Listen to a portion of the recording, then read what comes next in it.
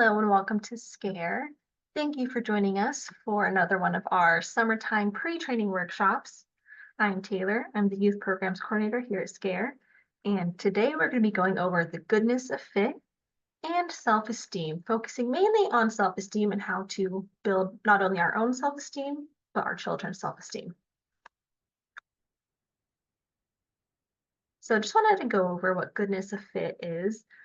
So goodness of fit is a phrase to describe how a person's temperament fits with their surrounding environment, right? So someone's temperament might be how they react in different situations and respond to different environments. So something that's good to keep in mind is that kids and adults all have their own temperaments. And so we want to keep that in mind when kids, especially are in a different environment. For example, if a kid is more likely to like a calm environment or a quiet one, they might thrive better in that kind of setting. But there's some kids where their temperament might be more tolerant of really chaotic settings where they like a lot to be going around on around them, right? That might be a setting that they thrive in. And in the same way, adults have the same types of temperament. And they might respond differently in different situations. And so it tends to be a better fit whenever the expectations and demands of the environment match a child's abilities and temperament. So if a child needs maybe more support or encouragement, it'll help them to thrive if they are around people or in an environment where people can support and encourage them in the way that they need. Where not all children might need that though. So that's why it's good to keep in mind that everyone's got their own different temperament and ways that and environments that they thrive in. So just some quick tips on goodness of fit and temperaments especially. Pay attention to how your child reacts in situations. That'll tell you a lot about their type of temperament. Know your own temperament as well and how you might respond in different situations, right? So how you respond to stress or how you respond to, just different things around you. If you're able to, adjust the environment to help fit your child's temperament. Because when they're in an environment that fits their own temperament, it can really help them to thrive. It helps them to do better. Maybe if they're in school, if they're in a setting that works with their temperament better, that'll help them to thrive in school as well. It can help them build their self-esteem and just feel capable in whatever that they're doing. Also try to help them understand how to adapt to different situations and environments though, because you can't control every environment that they're in. It's good for you to teach them their own temperament and maybe how they can use that in the different environments, right? And also be easy on yourself. You and your child may still be learning how to adjust to the different temperaments. So you guys might have totally different attitudes and temperaments, react in completely different ways. And that can be really hard. You put different expectations on yourself and your child. So just be easy on yourself and know that you guys are learning and doing better. So tied into all of that, I sort of wanted to go over the idea of self-concept. So overall, self-concept is how we view ourselves. And it's really made up of three main parts. So it'll be made up of your ideal self, your self-esteem, and your self-image. So for example, self-concept is really just the overall view. So a good way to think about it is how would you answer the question, who am I? So if I'm answering that question, I might describe myself as being funny, kind, I'm a daughter, I'm loved, I'm a friend, I'm outgoing, an artist. It can be physical traits, it can be personality traits, it can even just be the different roles that you take on in your life. Whether it's the work that you do or through the relationships that you have with the people around you. It's just how you think of yourself in answering the question, who am I?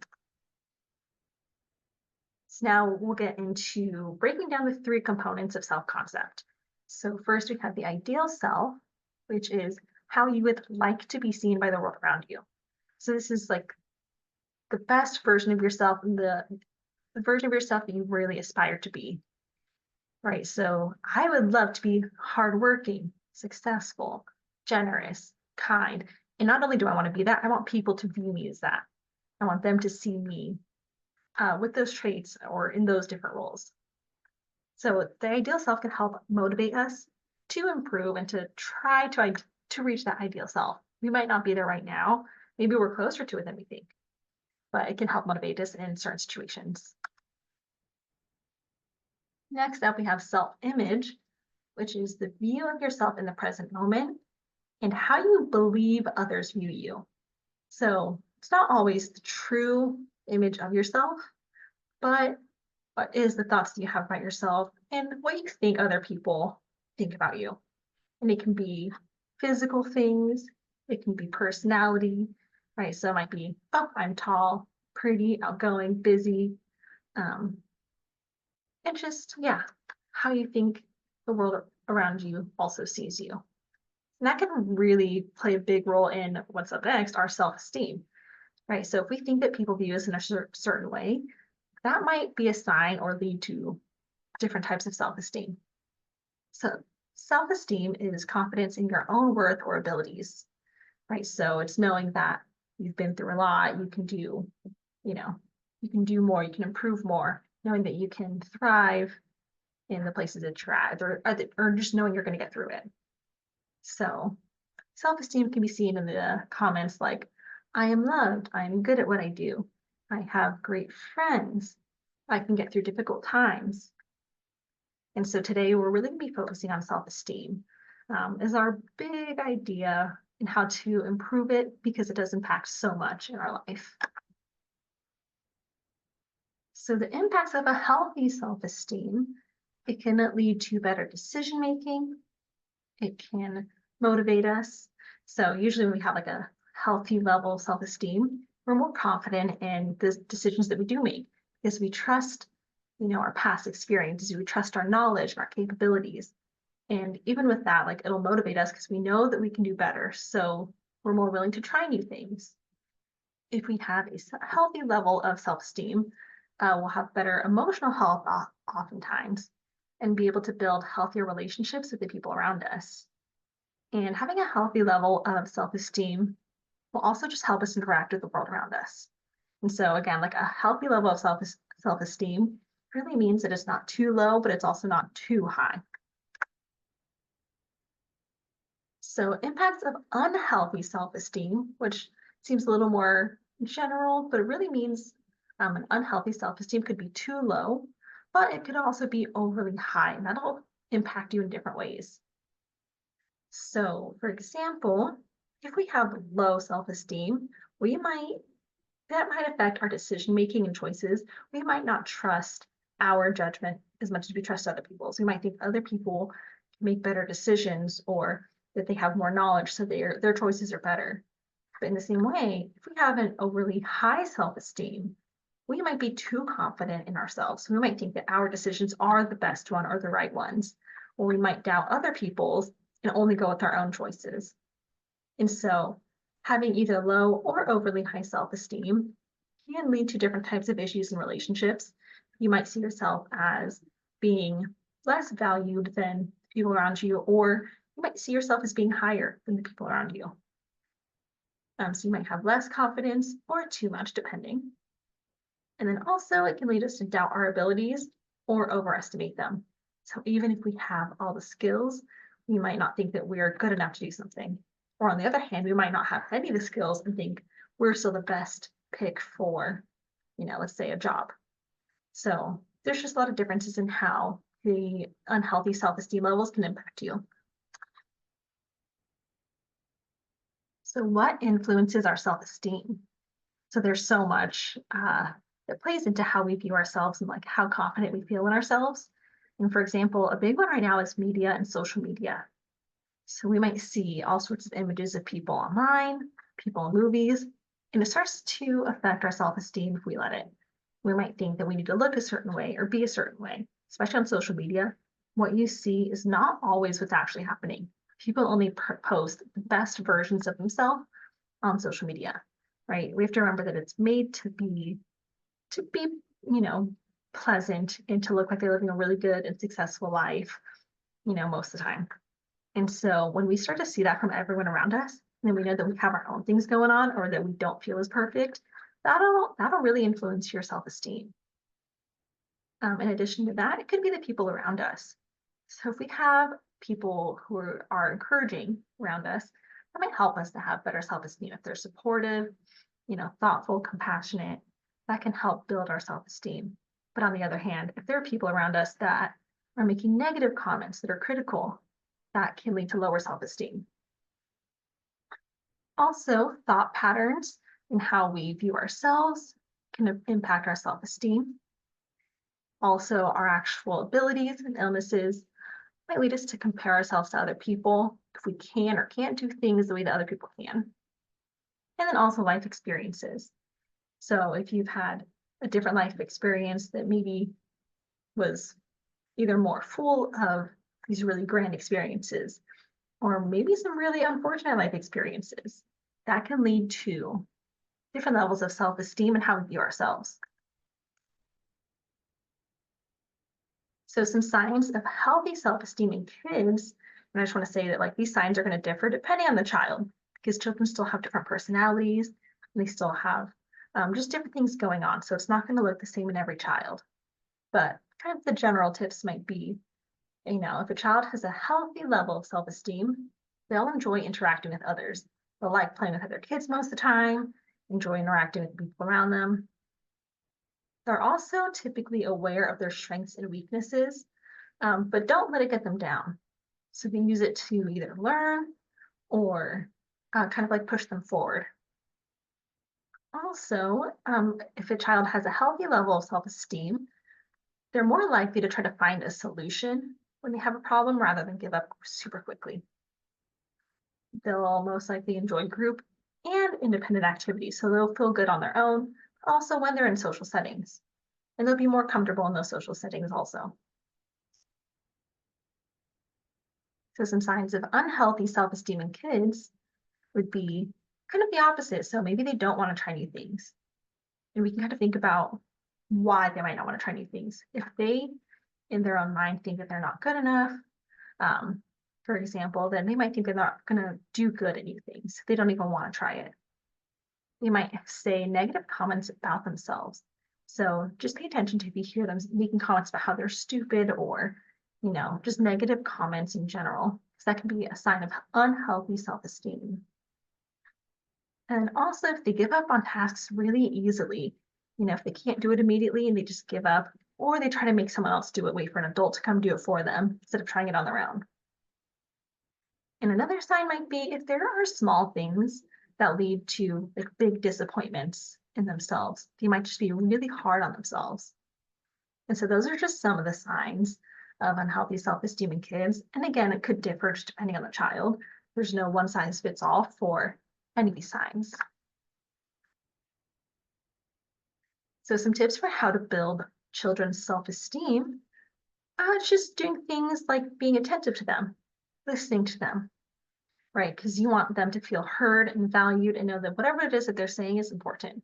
That can help them to feel important too, while they're in other settings. It starts at home a lot of the times. Also, point out their positive traits and uniqueness. They might have some physical traits that are different or that they're self-conscious about, but point it out in a positive way or in a way that makes them unique. It's something that's so special to them. And be specific with it too. If there's some traits that they have, really highlight it in a positive way to make them proud of it.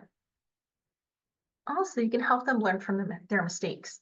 So if they make a mistake, instead of letting them be very hard on themselves, they can take that as a learning opportunity. And now they know, okay, in the future, here's what we can learn from that. Understand that you yourself are an example to your child and a role model for them, right? So if they see you talking about yourself in a negative way, they might just think that's how it is. So it's really important to understand that not only do you need to be doing these things for them, but you kind of showing positive statements on yourself and highlighting your own positive traits. That's leading examples, then they know how to do that for themselves as well.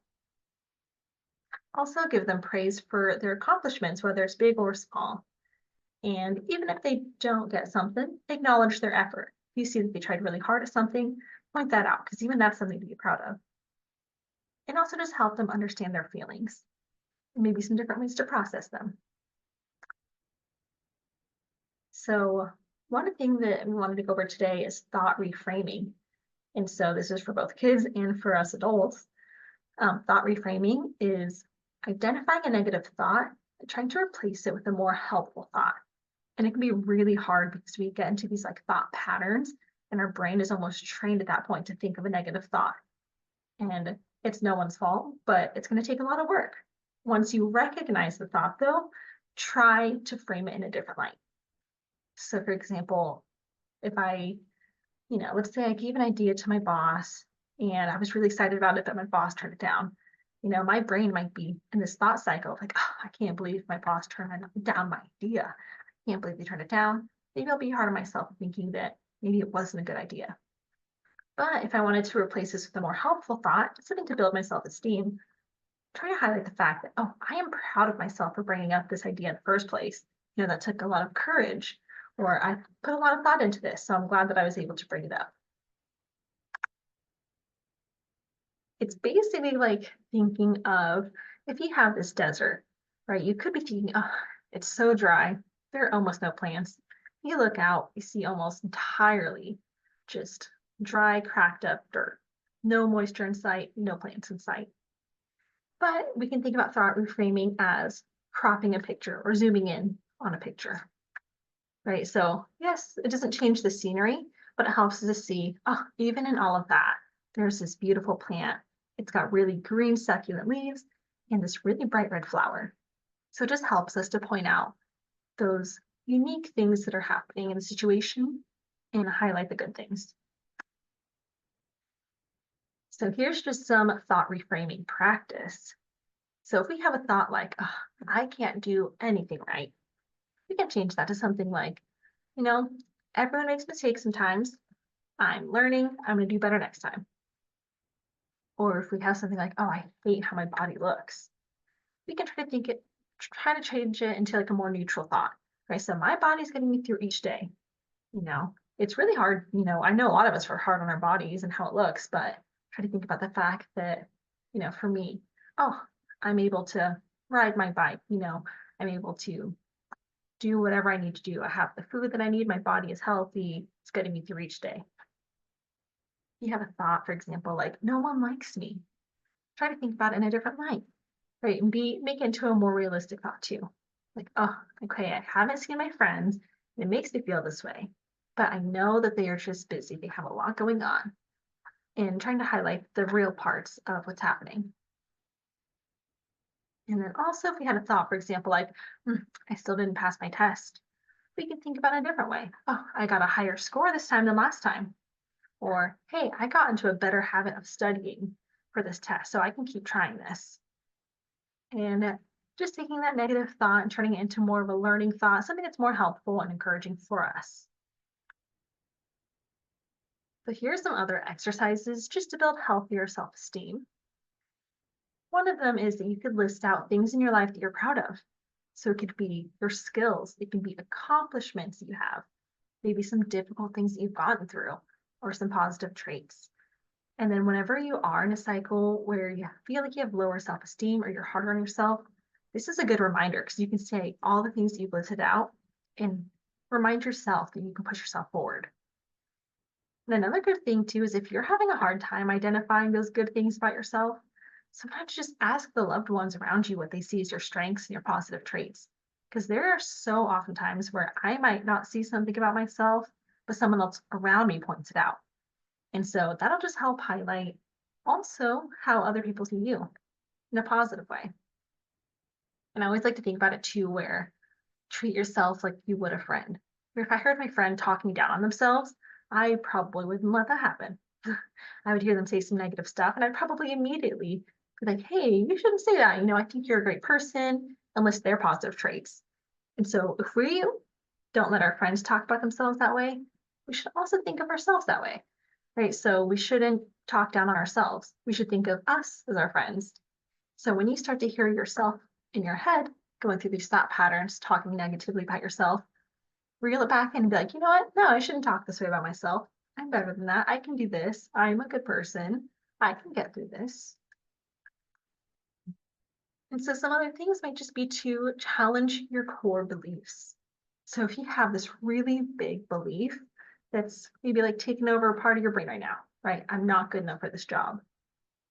Trying to challenge your belief by breaking it down a little bit more.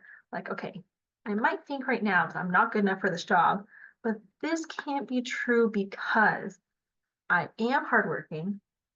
Even if I don't know something, I always try to learn it. And oh, I meet all the requirements for the job. So there's no way I could say that I'm not good enough for this job. I'm trying to take those facts and challenge that thought they're having. And some other like little practices to help build healthier self-esteem, just a daily gratitude practice. So things that you're grateful for, no matter how big or small. And even just doing that can actually help stimulate your brain to recognize some of those positive traits in yourself and like the world around you. So you start to be, you can be mindful about the things you're thankful for. Sometimes it might be, hey, had a cup of coffee this morning. That I'm so grateful for. Right? It could be some really big things. Maybe you have a car that's working now. Maybe you got a job. Some other things to be grateful for. Um, Even just that you were able to get some sleep last night. There's so much that you can be grateful for. So just taking a few minutes or some time to either list it out or just kind of go over it in your head. Another exercise could be 5 minutes of mindfulness. And this term mindfulness can be really vague and kind of like it that way. So mindfulness can mean maybe meditation for 5 minutes if that's something that you'd like to do. It could be journaling for 5 minutes. It could be just writing down what you're feeling for 5 minutes.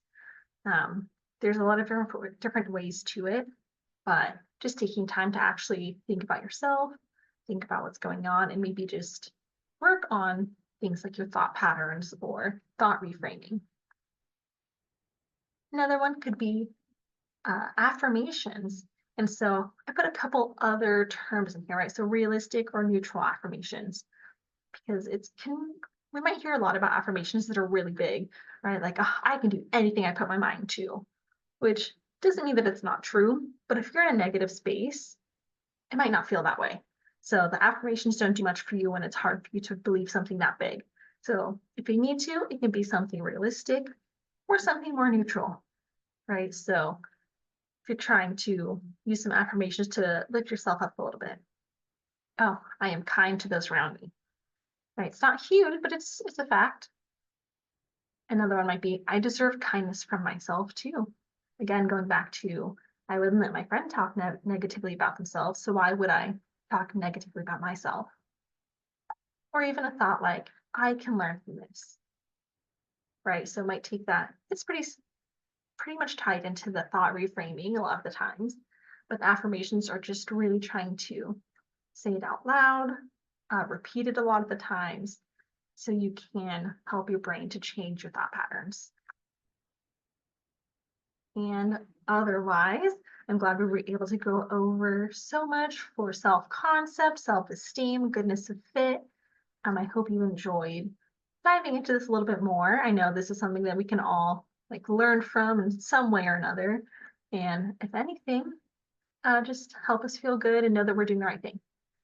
So thank you for joining, and please remember to fill out the survey in the description box below. If you're TANF, that'll help you to receive hours for this. And otherwise, have a wonderful day. Thank you.